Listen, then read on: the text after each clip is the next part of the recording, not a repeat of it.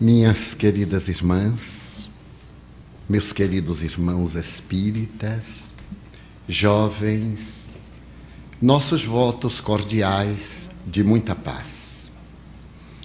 Entre as mulheres notáveis da história do cristianismo primitivo, destaca-se uma mulher africana que nasceu no norte daquele continente, em Tagaste, e passou a história como o incomparável símbolo da fé. Essa mulher admirável, Mônica, era cristã arrebatada por Jesus. Naquela oportunidade, o cristianismo ardia nas almas, como labareda que crepita, eliminando as impurezas e proporcionando a limpidez de dentro para fora. E Mônica, ao manter contato com Jesus, deixou-se arrebatar. Viria a consorciar-se com Patrício Romano, romana, que também ela o era, chamado Patrícios. E este homem era o oposto dos valores espirituais dessa mulher abnegada. Amante dos deuses, dedicava-se, segundo a história, a uma vida de dissipações. E diante da pulcritude da mulher, ele sempre espezinhava para poder atingir a sua confissão religiosa. Mônica sorria e tinha certeza de que esse matrimônio, sacrifício, era-lhe colocado por Jesus para que ela pudesse fazer brilhar a convicção rutilante da sua fé.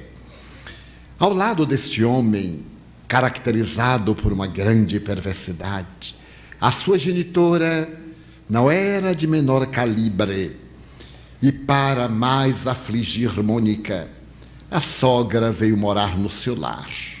E juntavam-se os dois a espezinhá-la, especialmente porque ela se recusava à idolatria e à convivência com os cultos promíscuos e as condutas reprocháveis então vigentes no Império Romano. Mônica tornou-se mãe de 3 crianças, mas ela se tornará célebre graças a uma delas, Agostinho. Agostinho parece que herdou do pai e da avó as características básicas do desequilíbrio. Era uma criança rebelde que se unia ao pai e à avó para espezinhar a mãe, para crucificá-la. E ela aceitava o desafio com resignação dinâmica, mantendo a dignidade e laborando para que a situação se modificasse. Não se tratava de uma aceitação tácita, de uma postura sem vida. Enfrentava a situação e arrostava as consequências. À medida que os anos se passam, o menino Agostinho, por quem ela mais se afeiçoa, porque ele percebe as tendências perturbadoras e a eleição das questões negativas, Mônica envolve-o na ternura da prece. E começa a orar pelo filho com um devotamento incomparável. Mais tarde ele escreverá, num dos capítulos das suas confissões: eu era de tendência infeliz. Gostava de furtar, de roubar, de espezinhar e de intrometer-me nas questões mais vis da comunidade em Tagaste, onde vivíamos. Mas ela não desanimou. Soube enfrentar a situação com toda a audácia de um coração realmente dedicado a Jesus. Quando o menino atingiu a adolescência e começou a cercar-se da idade adulta, ele adotou o maniqueísmo, uma doutrina especial, nascida na Babilônia e fundada por um certo Manu ou Manés, que passará também a tradição com o nome de Emmanuel. Era um misto de alguns postulados cristãos e de outras doutrinas vigentes no Oriente. Apesar de ser uma doutrina rigorosa, permitia determinadas licenças morais que facultavam ao jovem Agostinho uma conduta bastante regular. Nesse ínterim, morre Patrícios, e Mônica, viúva com os 3 filhos, acompanha até o momento final a desencarnação da sua sogra, mulher que tanto a havia hostilizado, tornando a sua vida um calvário ao lado do marido igualmente perverso. E nesse momento, o jovem Agostinho revela grandes pendores intelectuais para a retórica, para a oratória, e resolve fazer os seus cursos na Itália, na cidade de Milão. Transferem-se Mônica e a família a Milão, onde Agostinho vai estudar com os mais eminentes mestres da língua latina, especialmente essas 2 doutrinas nas quais se doutora e se celebriza. Logo quando ele se torna um dos grandes mestres da lógica, da retórica e da oratória em Milão, a cidade está sendo visitada por um grande apóstolo do cristianismo. Na sua catedral, a primeira, não a atual, está presente um homem admirável, cuja palavra incendeia os corações. Quando ele fala sobre Jesus, o seu verbo, portador de uma eloquência incomum, faz que ardam nas almas os chamados pecados, as tentações, cedendo lugar à presença das virtudes, aquelas que serão mais tarde denominadas virtudes teologais: a fé, a esperança, a caridade, a humildade, a compaixão, o perdão. E Ambrósio atrai mesmo aqueles que não são cristãos para que o venham escutar nos seus memoráveis sermões. Agostinho permanece com a sua vida vulgar. Ele continua adotando um comportamento bastante vil, amancebado, tornou-se pai. Irresponsável, não cuida do filho, e a mãe prossegue orando. Ela não insta para que ele mude de atitude. Quando as circunstâncias lhe permitem, ela fala-lhe sobre Jesus. E ele, com a habilidade do retórico e com as grandes armas da lógica, procura confundi-la, mas é muito difícil confundir os simples de coração e os puros de sentimento. Normalmente os intelectuais confundem-se com muita facilidade, porque as suas mentes ricas de ideias muitas vezes ficam entorpecidas pelo terrível bafio da vaidade e da presunção. Mas os simples de coração, os puros, são autênticos, e por mais que se tentem confundi-los, eles permanecem na sua superior ingenuidade, dando provas da sabedoria daquilo que haviam elegido, a pureza dos sentimentos. É nesse momento que Agostinho tem a oportunidade de ouvir falar a respeito de Ambrósio e vai escutá-lo. Sendo um exímio orador, ele vê naquele oponente teológico um exemplo digno de ser imitado. E se deixa tocar pelo verbo flamívono do cristão, que era considerado bispo, e a partir de então mantém contato com ele para poder debater as bases da sua doutrina e as bases propostas por Ambrósio através do cristianismo. Conta-se, sem nenhuma referência histórica, aliás, que certo dia ele estava confuso e teria escutado a voz de um jovem que lhe dizia: vai à catedral e segue aquilo que for apresentado, porque hoje é o teu dia. O jovem Agostinho dirige-se à catedral. À época, as mensagens cristãs eram retiradas de pergaminhos ou de peles de animais e eram ao acaso, entre aspas. Lia-se um texto das Escrituras, um versículo às vezes e se montava o tema sob superior inspiração, dentro daquilo que havia sido desvelado. E Ambrósio, quando abre o pergaminho, ele tem a ocasião de deter os olhos nesta frase: aquele que não deixar tudo por mim, tomando a sua cruz e seguindo-me, não é digno de mim. Agostinho teve um impacto. Era violento demais.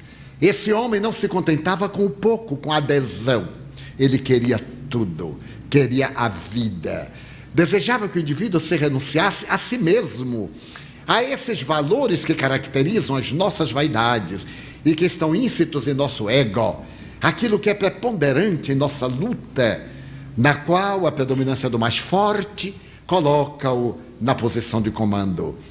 Então isso lhe causa um grande choque. Será que alguém seria capaz de renunciar-se aos ideais, à vida, para poder segui-lo sem discussão? Tomar a sua cruz, submeter-se-lhe e acompanhá-lo pela grande trajetória que ele determinaria? E enquanto perde-se Agostinho nessas elucubrações, Ambrósio abre outra vez o texto evangélico. E o texto evangélico incide naquele momento em que um jovem diz a Jesus: Senhor, eu queria seguir-te, mas o meu pai morreu. Eu desejo sepultá-lo, depois eu virei. E Jesus olha para o hipócrita e diz-lhe com severidade: vem tu agora e deixa aos mortos o cuidado de sepultar os mortos. Agostinho entra num conflito. Era um dever filial sepultar o pai que houvera falecido. Como ele pode atrever-se a deixar que outro, que um estranho, venha sepultar o seu genitor enquanto segue a esse que não tem nenhum vínculo biológico? Mas ele se deu conta, nessa reflexão, que talvez Jesus tivesse razão. Será que o jovem ia sepultar o pai por amor filial ou por amor à herança?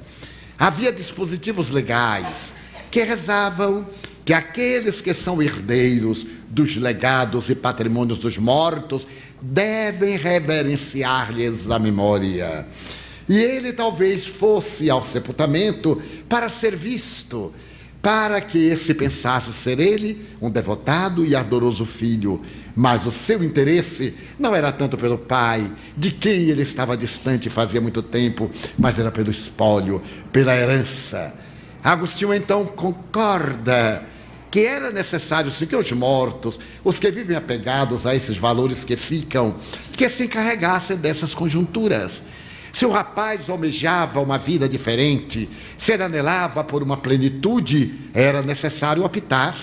Não se podem ter todos os valores de uma vez ao alcance da definição. E não se podem seguir múltiplos caminhos simultaneamente. É necessário ter a capacidade de priorizar aquilo que é o importante e aquilo que é o secundário. Agostinho sorriu. Parecera-lhe lógica aquela resposta que a princípio chocara. E como consequência, ele começou a concluir que a primeira também o era.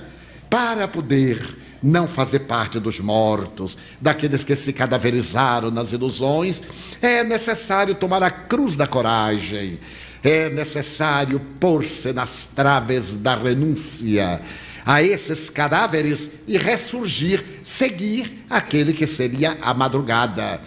Ele agora começa a sorrir quando Ambrósio abre por terceira vez um outro pergaminho e os seus olhos incidem em outro diálogo em que um jovem diz: eu quero seguir-te, mas amanhã haverá uma corrida de quadrigas e é a oportunidade de Israel de esmagar o vencedor romano. Eu deverei correr, deverei disputar. Preparei-me com cavalos que vieram importados da Dalmácia para no circo em Cesareia esmagar o romano triunfador Israel, passar a situação que merece. Então Jesus diz ao jovem: vem agora, amanhã será tarde demais. Então Agostinho começa a pensar como ele é imperioso, como esse homem é exigente, para ele não ter amanhã. É um eterno agora. A decisão deveria ser nesse momento. E quando ele está perdido nessas reflexões, Ambrósio começa a interpretação do último texto para o primeiro. E assevera: o jovem optou pela corrida. Ele desejava sim o triunfo do reino dos céus, sem abdicar da projeção social na comunidade terrestre. E foi a corrida de quadrigas. No momento em que ele fazia uma das grandes curvas do imenso circo de Cesareia, que fora construído por Herodes o Grande em homenagem a César, o imperador, uma das rodas desloca-se do veículo, ele tomba, os cavalos esmigalham-no, os carros que vêm depois despedaçam-no, e ele perdeu a sua grande chance. Então agora Agostinho fica preocupado, porque sem dúvida a vida na terra é uma ilusão. Às vezes vamos perseguir aquilo que nos parece fundamental, e esse fundamental arrebata-nos a existência, do que nos valem glórias, títulos, homenagens, que ficam quando nós partimos com o coração desfigurado e a alma embrulhada em angústia. A voz de Ambrósio ecoa na catedral, Agostinho treme e rende-se a Jesus. E ao sair dali, é um outro homem. Renasce na própria existência, abraça sua mãe e fala-lhe com infinita ternura: venceste. As tuas orações foram ouvidas pelo Senhor dos mundos. Tu venceste, minha mãe. Ela o abraça ternamente e diz-lhe: 27 anos de orações, meu filho, para resgatar-te do mal. Agora o objetivo essencial da vida de Mônica havia sido logrado. Agostinho já não deseja mais ficar em Milão. Ele pretende voltar ao norte da África, a Hipona, que nas velhas narrações está com o nome de Hippo. Ele deseja volver aos seus sítios para poder ali acender as labaredas crepitantes da mensagem. A mãe segue-o. Estava um tanto debilitada, e depois de vencer uma grande jornada pelos Apeninos, ela morre na cidade de Ostia. Mas morre abençoando o filho e dizendo-lhe que nunca se esqueça do poder da oração. A oração é portadora de um vigor que modifica qualquer tipo de estrutura, que ele havia sido arrebatado aos céus interiores através da sua contínua oração. Agostinho volta a Hippo, vai poder estudar a proposta de Jesus, recebe o sacerdócio católico e, como era hábito na época, é nomeado bispo da África, bispo de Hipona. E o primeiro trabalho que ele faz é, na moderna psicanálise, a primeira demonstração de autopsicanálise. Ele faz um exame da sua estrutura comportamental, ele faz uma análise profunda dos seus erros, ele autoanalisa-se e escreve o memorável Confissões, uma das obras básicas do cristianismo primitivo, que enseja ao indivíduo uma reflexão profunda a respeito dos seus erros e também sobre as ensanchas que tem de encontrar a paz e a plenitude. Todos temos o direito de errar e todos equivocamo-nos, mas nenhum de nós tem o direito de permanecer no erro. O erro é uma experiência que nos ensina como não fazer. É nada mais do que um método pedagógico que nos vai levar ao acerto.